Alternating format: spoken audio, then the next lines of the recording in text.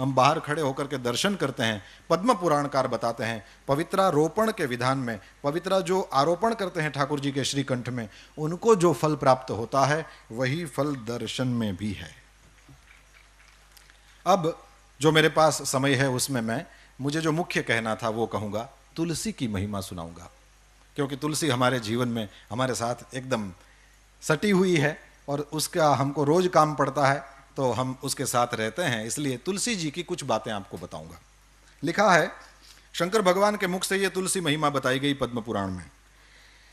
लिखा है कि तुलसी का महात्म्य भर सुन लेने से जन्म मृत्यु के चक्कर से हम छूट जाते हैं। जन्म से लेकर मृत्यु तक पर्यंत जितने भी पाप हुए हों केवल तुलसी महात्म्य सुनने से नष्ट हो जाते हैं।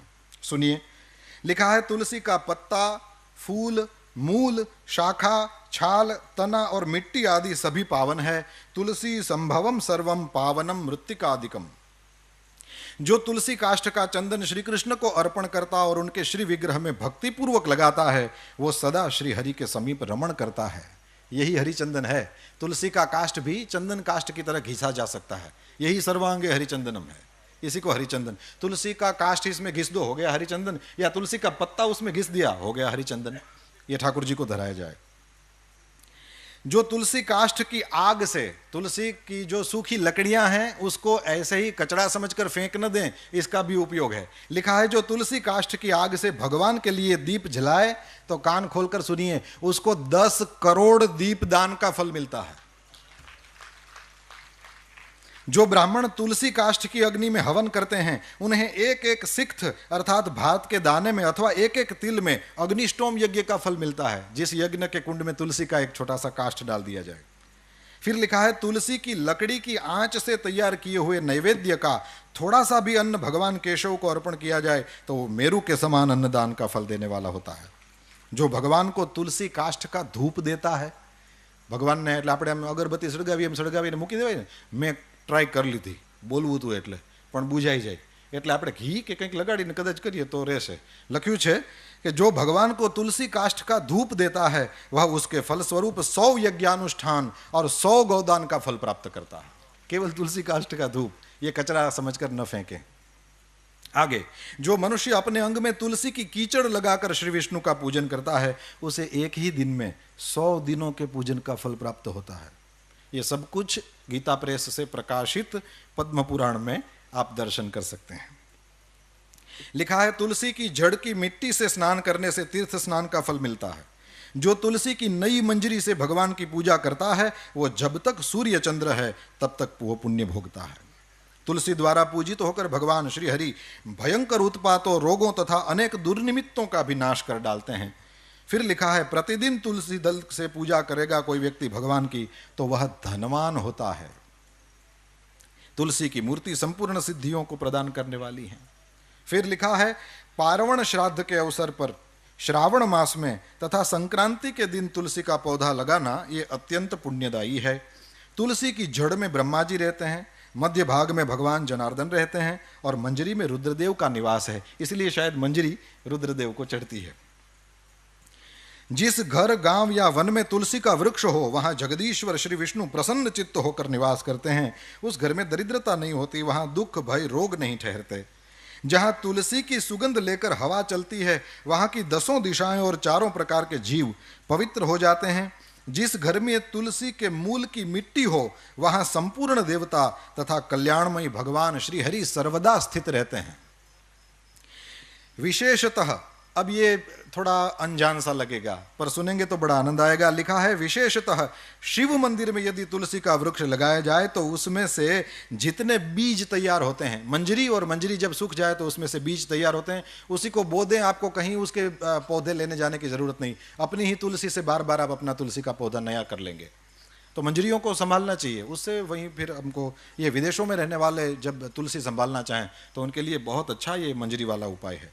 तो लिखा है कि शिव मंदिर में यदि तुलसी का वृक्ष लगाया जाए तो उसमें से जितने बीज तैयार होते हैं, फिर कान खोल के सुने, उतने ही युगों तक मनुष्य स्वर्गलोक में निवास करता है।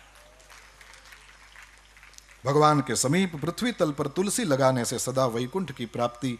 तुलसी सर्वत्र पवित्र है और पुण्य तीर्थों में वो अधिक पावन मानी गई है। और फिर लिखा है कि तुलसी वृक्ष के बगीचे का दर्शन और स्पर्श कर लेने मात्र से भी ब्रह्म हत्या आदि पाप नष्ट हो जाते हैं। जिनका मृत शरीर, अब थोड़ी और्ध्वदेहिक बातें भी कर लें और फिर मैं पूरा करूंगा। लिखा है जिनका मृत शरीर तुलसी काष्ठ की आग से जलाया जाता है वे विष्णु लोक में जाते हैं। ये जब से मैंने पढ़ा है, मैं जहां भी पहुंचता हूं, किसी की अर्थी वगैरह को देखता हूं, अपने घर से तुलसी काष्ठ ले जाता हूं या वहां कहीं खोज करके उसमें डाल देता हूं। इसमें सबसे पहली मेरी दादी माँ थी।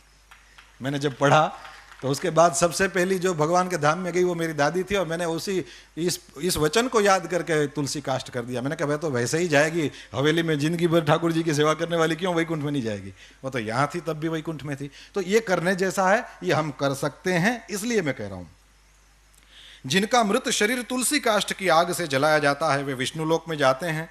मृत व्यक्ति यदि व्यभिचार आदि किसी भी पाप से ग्रस्त हो, तुलसी काष्ठ की अग्नि से देह का संस्कार होगा तो वो शुद्ध हो जाएगा। लिखा है जिसकी मृत्यु के समय श्री हरि का कीर्तन स्मरण और तुलसी की लकड़ी से जिस शरीर का दाह किया जाए उसका पुनर्जन्म नहीं होता। आपको लगेगा कि इतने सारे तुलसी काष्ठ कहां से लाएं, क्योंकि मनुष्य शरीर के लिए तो ज्यादा चाहिए। तो यहां लिख दिया है यदि दाह संस्कार के समय अन्य लकड़ियों के भीतर एक भी तुलसी काष्ठ हो तो करोड़ों पापों से युक्त होने पर भी मनुष्य की मुक्ति हो जाती है। तुलसी काष्ठ से मिश्रित होने पर सभी काष्ठ पवित्र हो जाते हैं। वैसे श्मशान में यदि कभी जाना हो तो लिखा है कि श्मशान का वो जो मृतक अग्नि है, चिता जब जलाई जाए तो मृतक जो अग्नि है उसमें से जो धुआं उठता है, वो धुआं यदि स्पर्श कर जाए तो लिखा है कि जन्म भर किया हुआ पुण्य खत्म हो जाता है। अब यहां और कुछ लिखा है, यदि तुलसी का स्पर्श करा दिया जाए तो क्या होगा। लिखा है जिस अग्निशाला या श्मशान में घी के साथ तुलसी काष्ठ की अग्नि प्रज्वलित होती है वहां जाने से मनुष्यों का पातक भस्म हो जाता है। उसमें पुण्य भस्म हो जाने की बात है, यहां पाप भस्म हो जाने की बात आई। तुलसी काष्ठ की अग्नि से मृत मनुष्य का दाह होता देख क्या होता है, बोले विष्णुदूत ही आकर उसको वैकुंठ में ले जाते हैं। वो करोड़ों जन्मों के पापों से मुक्त होकर भगवान विष्णु को प्राप्त करता है। जो मनुष्य तुलसी काष्ठ की अग्नि में जलाए जाते हैं उन्हें विमान पर बैठकर वैकुंठ में जाते देखकर देवता उनके ऊपर पुष्पांजलि चढ़ाते हैं। ऐसे जीव को देखकर भगवान विष्णु और शिव संतुष्ट होते हैं, और लिखा है श्री जनार्दन सामने जाकर हाथ पकड़कर अपने अक्षरधाम में ले जाते हैं। और फिर पिंडदान की बात, पिंडदान में ये लिखा है कि तुलसी दल को मिलाकर पिंडदान करने से 100 वर्ष तक पितर तृप्त रहते हैं। ये तो किया ही जाता है। तुलसी वन की छाया में पितरों को तर्पण करना चाहिए। वहां किया हुआ पिंडदान लिखा है पितरों के लिए अक्षय होता है।